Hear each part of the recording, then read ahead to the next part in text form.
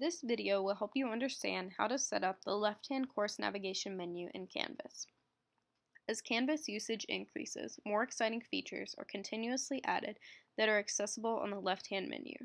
Unfortunately, this makes the amount of links on the left-hand menu overwhelming for students and gives them more places to have to click in order to find various course content. Best practice encourages faculty to minimize the number of left-hand links within a course.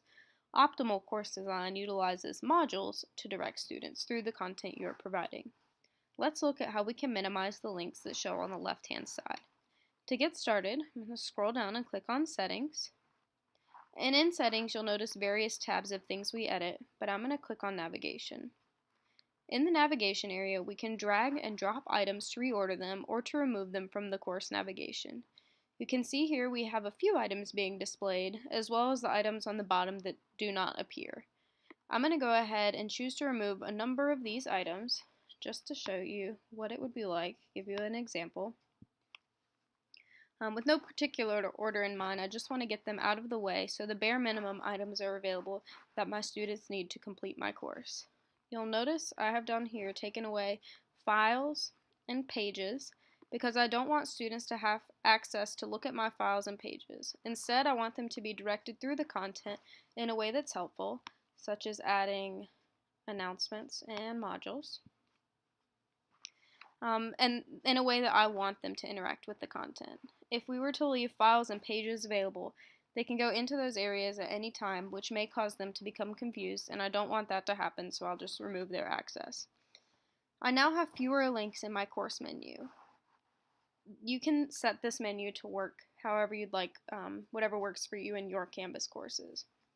And the very last thing I'm going to do is scroll down to the bottom and click Save. So I do want you to notice some things. First, a lot of these items on the left are still grayed out.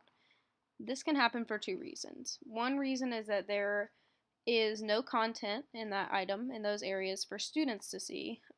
Canvas will not allow the sections to be available until there is content in each section. The second reason is what we just did, where we dragged something out of the top and put it into the bottom and hid it from the menu. If we look down at the bottom, all of these links are the items that I have hidden. They're still available to me, however, because I might want to store content in them or need to quickly go into my files, so they're still available for me to access but not to students. Now let's take a look at what the students see. Look at the student view.